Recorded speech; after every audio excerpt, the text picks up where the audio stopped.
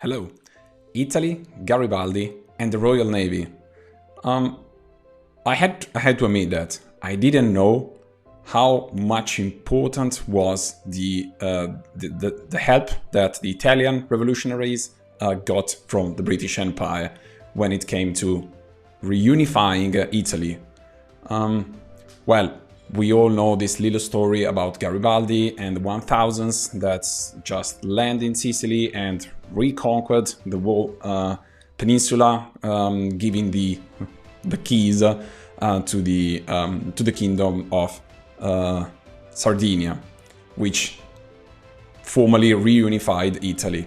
And we might know, some of us, that France had a role in all of that, but honestly speaking, I didn't know about the British Empire. And once again, it's all about geopolitics. Now,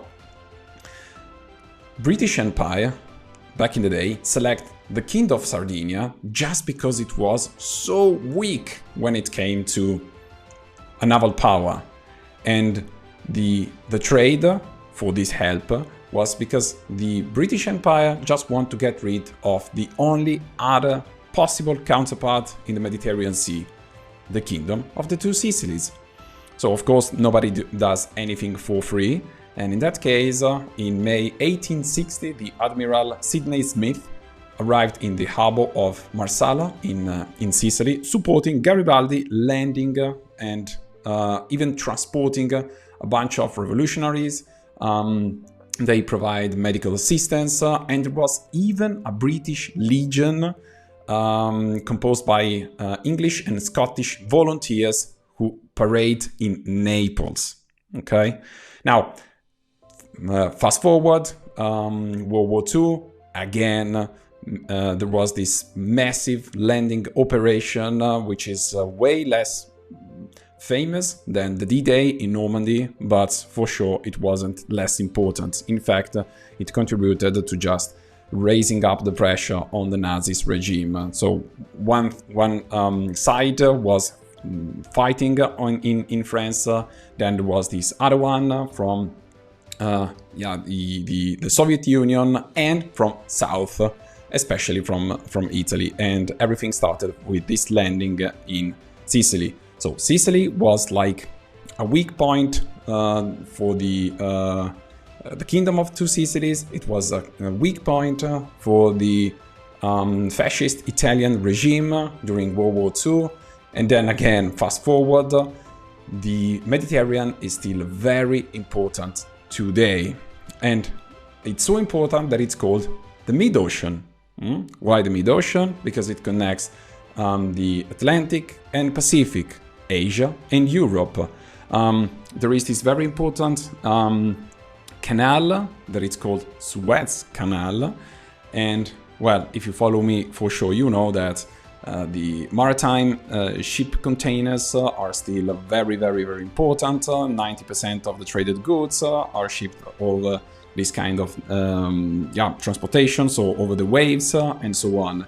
And guess what? Europe is still a very important economic actor in the trade, in the global trade, and all these ships, big container ships, just have.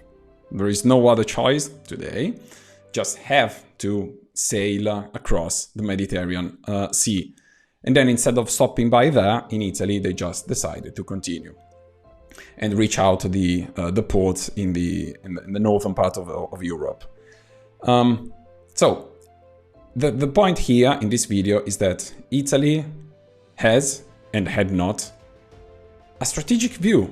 So Italy tends to see itself as very integrated within Europe, which, yeah, it's true to some sort of degree.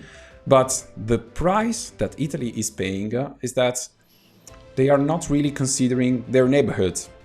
Every geopolitical strategy must account for the neighborhoods, because you want to have a good relationship, or if you are strong enough, you want to influence them.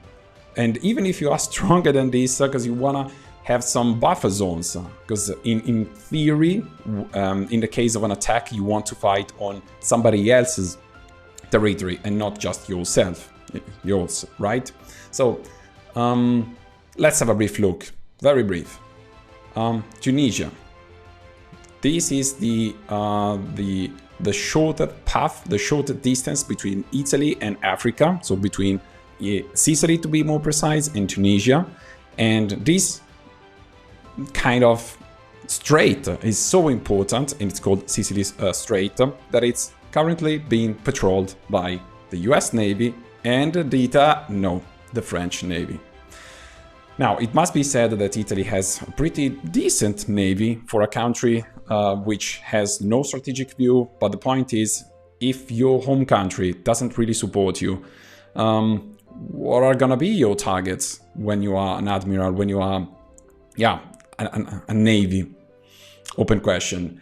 And this is so true that everybody calls it the Sicily's Strait, but the Italians call it a canal, because it sounds more, or not more, less dangerous, right? A peaceful place. And then Libya. In 2011, UK and France hoped to just kick the Italians out. Of course, there was the regime carried out for more than 30 years or so, I guess, led by Muammar Gaddafi. And what is remaining of all of that? Confettis. So Libya it's not virtually existing anymore. And then another example, Albania. I can tell you, at the very beginning of the 1990s, there was this massive flooding of Albanians looking for a better life in Italy. They were already trained on the language, just because the broadcasters, the Italian broadcasters, could easily reach Albania. And as a byproduct, all of the Albanians could speak a proper Italian. So there was this, language, but also cultural barrier that was way lower. But of course, Italy did not take this as an advantage, but just as a source of problems. Immigrations, they're gonna steal our women and so on. And even today, Italy has no real relationship with Albania, and this is wrong. But on the other side, there is another empire, the Ottoman Empire, Turkey, who could really foresee this kind of opportunity and started supplying military equipments and even ships, missiles, and so on. And why is this so important? Well, for one main reason: when you start supplying military equipment to another country, this other country becomes a little bit dependent on you. So you can kind of having an influence on it. But Italy decided not to have such a kind of influence, and not only that, it allowed for another, a little hostile, or for sure with different interests, power to establish a footprint in its neighborhood, Albania. Thanks for watching. See you next time. Take care. Bye.